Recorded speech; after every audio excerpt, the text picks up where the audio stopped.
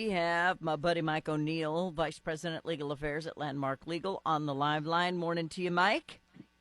Hi, Fawn. How are you today? I'm okay. How are you? I'm doing okay. We got a little rain out here in D.C., but we're doing okay. Yeah. We're finally out of the tornadic syndrome that we were in, so we're doing better. We're just dealing with flooding, but we'll be okay. Yeah, you guys had it pretty rough for a little while there, didn't y'all? Yeah, we've been playing the roll the dice with the weather game. It's been fun. All right, so we want to talk about Doge. How's it going? I think Doge is amazing. Very, very. I think it's generally going really well here. Obviously, you're going to have this lawfare and these lawsuits that are attempting to derail the efforts to identify waste, fraud, and abuse.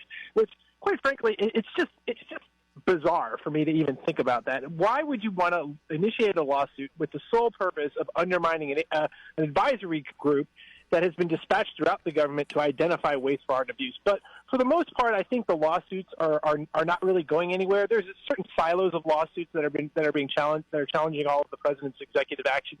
But the ones pertaining to management of the executive branch, in other words, the dispatching of employees to other branches to identify what we're talking about is waste, fraud, and abuse, you're really seeing that those lawsuits don't really have a lot of heft behind them, because judiciary doesn't really want to interfere with the management of the executive branch.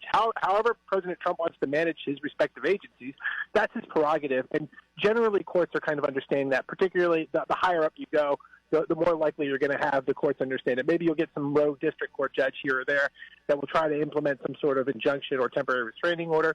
But appellate courts tend to look a little more skeptically at it. And then ultimately, when some of these cases are migrating up to the Supreme Court, at least as pertaining to the management of the executive branch, you're seeing some positive outcomes for the president. Yeah, and I think it's wonderful. And the only people who are protesting are the ones who are brainwashed by the media into believing that Doge is out to get rid of Social Security and stuff like that. If anything, it's there to try to make it more solvent.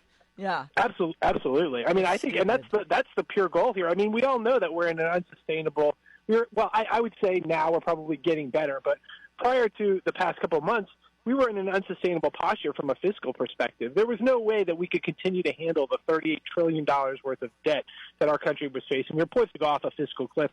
So these changes, of course, this is one of just many efforts that are being made to get the United States' economic house in order. But, of course, it's a necessary one. It is, definitely so. And I just don't understand why people are against it, but they are truly and firmly implanted in that there is some sort of insider trading, or they have to make it nefarious because it's not the democratic way. It's amazing. I don't know, and you see this. It's virtually every single thing that happens.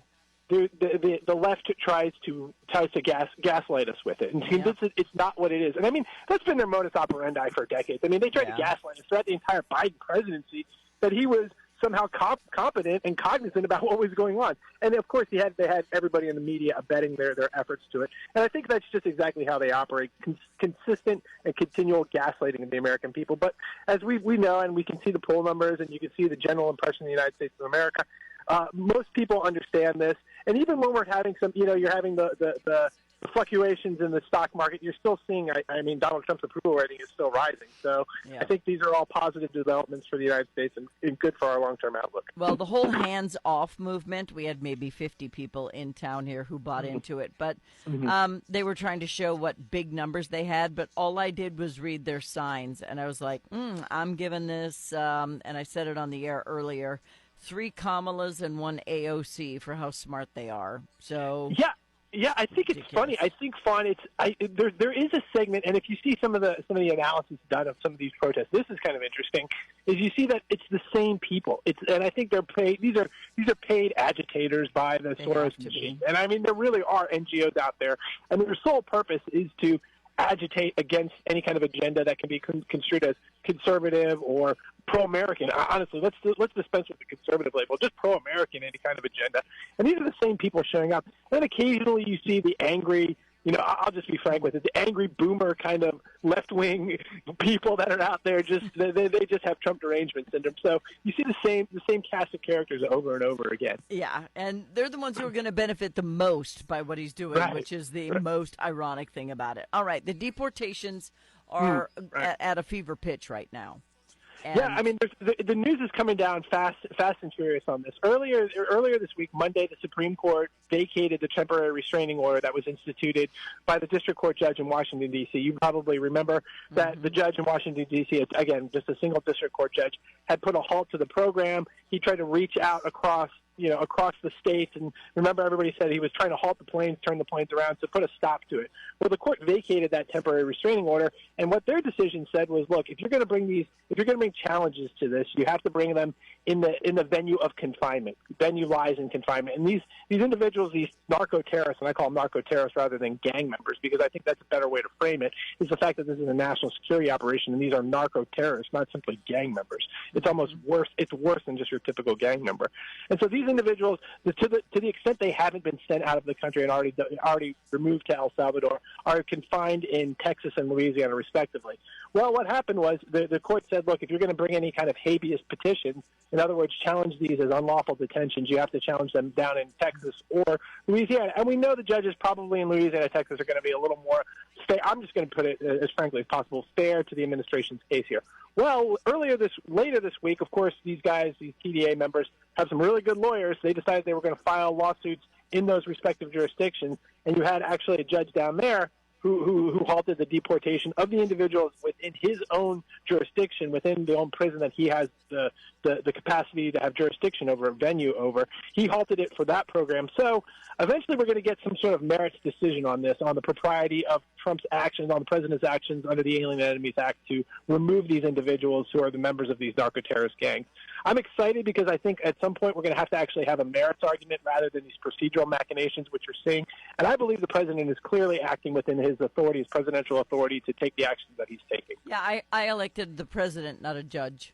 I did. Exactly. That's why I elected. Everyone's like, we didn't elect Elon. Well, everybody makes appointees during their administration, so deal with it. And he's doing a great job. And he's functioning in an advisory capacity. I mean, it's important that the president brings in arguably the smartest man on the planet who's accomplishing amazing things. I mean, that is just so. Again, we're talking about common sense thing. Why wouldn't you want to put the guy who's launching rockets, who's going to send rockets to Mars?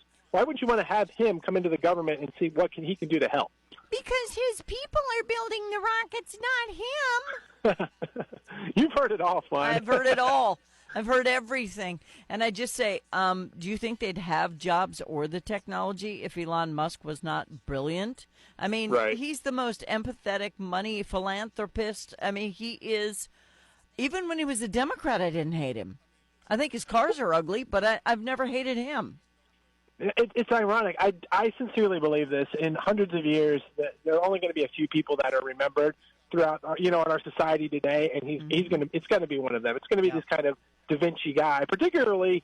And when you saw that rocket was caught by the chopsticks down in Texas, in Boca Chica, Texas, that was just one of those mind-blowing things from a technological standpoint that I couldn't wrap my head around. I cried. I don't know about you, but I cried. I was like, this is the most incredible thing I've ever seen in my entire life.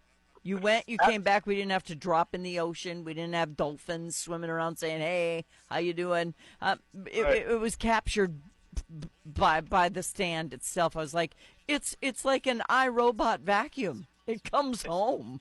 I know. And you made a good point too. Is who rescued the stranded astronauts on the space station? Gee. That was another one, and he just wouldn't did it. Oh, we need you to do it. You can do it, and he did it. And again, just to make this political, because that's what we're talking about, is of course Biden administration had the opportunity to do that, and they didn't want to deal with the political concept, the political outcome, so they left those astronauts stranded up on the space station for months longer than they needed to be. Food out of a tube, But we got to wrap it up because I'm almost out of time. But honestly, that astronaut said, "Thank God for President Trump and Elon Musk to the left. You are now obligated to hate him. Go ahead and try to cancel him."